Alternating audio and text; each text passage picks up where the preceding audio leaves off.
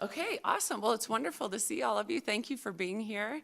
And sitting here at the table, it actually starts to feel more like basketball season. So we're excited to have kicked off the season with practice a couple of weeks ago. We have a very veteran ball club, although, we have some people coming off injury and things like that. We feel really good about, who we have back and what we were able to accomplish last year. We definitely felt like, although we had a good season and it was pretty tumultuous with COVID and although testing and some cancellations and things like that, we felt like we laid a solid foundation for what we're capable of this year. And so we're excited for the season. We have, I think, a week before a closed scrimmage and 9 days before an exhibition game after that, and then we'll be off to the races. So thank you for being here.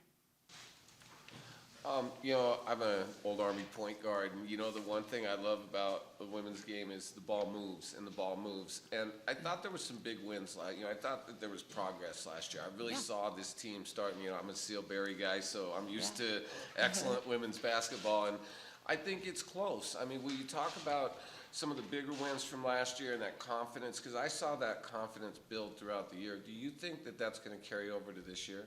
Yeah, I definitely think, that confidence carries over. I also think when you've established a culture of daily effort and daily excellence, that's where your confidence comes from. It's not from having a superstar back or, a bunch of veterans back. It's about what do we accomplish every single day. And we're still working to establish that. We have a lot of veterans. We also have new players, that are learning how to train, how to compete, how to make sure that that's a daily habit. But we did have some big wins. I expect us to have more big wins this year and know that we're capable of a lot.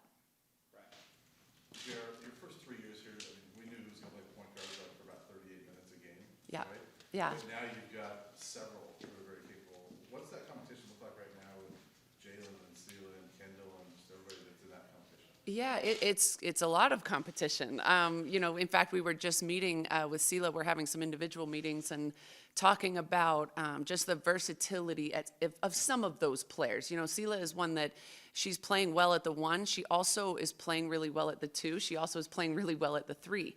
So it's not, we're just trying to figure out, who can be versatile, who can play different positions, who's playing well, what are we missing, who gives what, who can provide what we're missing. So the competition is stiff at the 1, but I also expect some of those point guards to be able to move around and play different positions. Kind of to piggyback on that, the versatility and maybe depth of this team, are you going to maybe be able to do some things lineup-wise, go smaller, go bigger, things like that maybe you weren't able to do in previous seasons? Yeah, I mean, bigger's always better, for us. We like to play long and, but we also have some really, really talented, players that aren't super long, and it'd be crazy not to have them on the floor.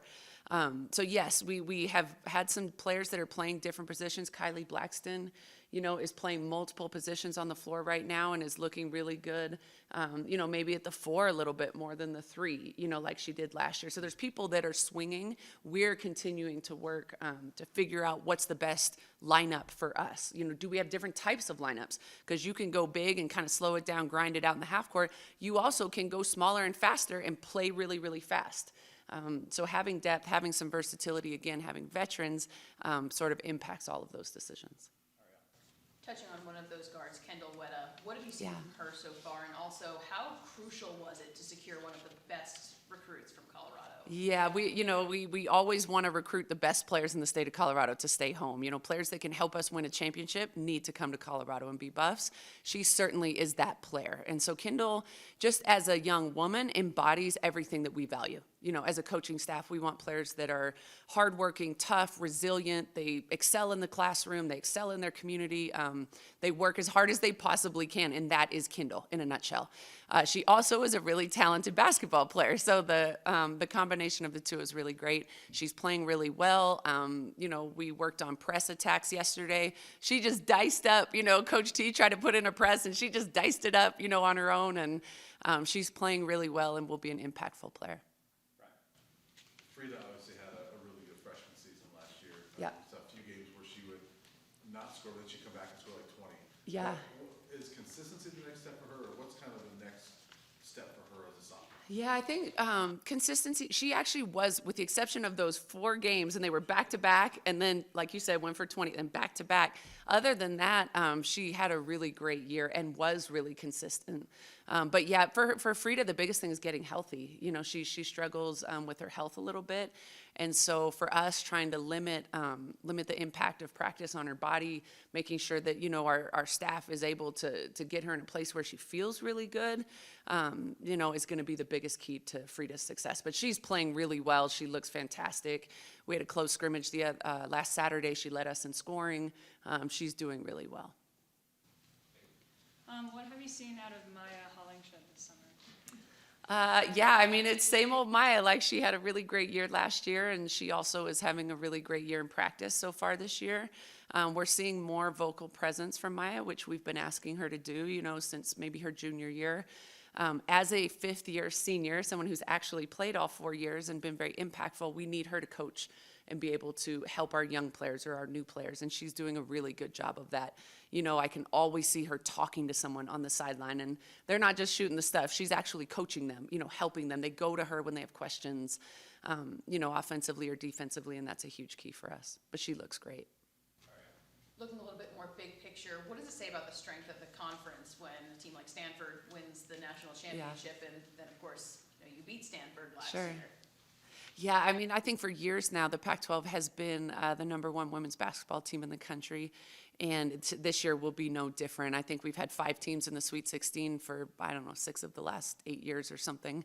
And so it is a very good conference, top to bottom. I think it's really neat when the 7th place team can, you know, be an NCAA tournament team consistently.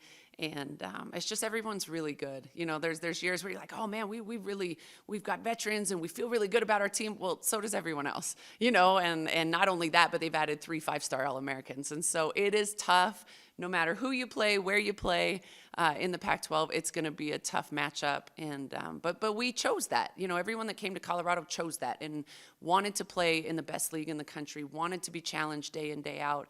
And so we're getting what we asked for. You've got a lot of young women on your team that have played a lot of basketball now. But what's the basketball IQ of this team right now, and how important is having high basketball IQ when you play in the Pac-12? Yeah, it's really important. You know, that's something that's different about the Pac-12 or maybe unique is that each night can be a totally different look. You know, you could be at Arizona State where they're just going to grind it out and be really physical and slow the game down and, you know, really just try to grind it out in the half court. And then you could, the 2 nights later, you can be at Arizona where they're just trying to fly in transition and, you know, be really aggressive defensively, so that they're different looks every night, and you have to have an elevated IQ in order to be able to make those adjustments from one night to the next night. But yeah, I mean, our IQ is something that we're constantly, you know, trying to develop. And, you know, we're limited in some ways in the amount of time that we can spend with our players, and have to be really intentional about what we do with our time. You know, so if we only get X amount of hours, but they really need the film work, well, we have to get the film work in, but then we lost out on some practice time. And so really, you know, it's important to be very structured in how we do that. But I think having a handful of point guards on the team definitely helps, and having a handful of veterans who can continue to coach each other and, you know, hold us to a higher level of expectation, I think also helps with that. Jalen Sherrod, how is she feeling physically, and what do you think she kind of took away from, you know, being sidelined the last couple months? Someone asked Jalen that at media day, you know, what did you learn, you know, when you were on the sidelines for the second half of season? And her response was that she learned how resilient her teammates are, you know, and she was very proud of them for, you know, how they stepped up and how they, you know,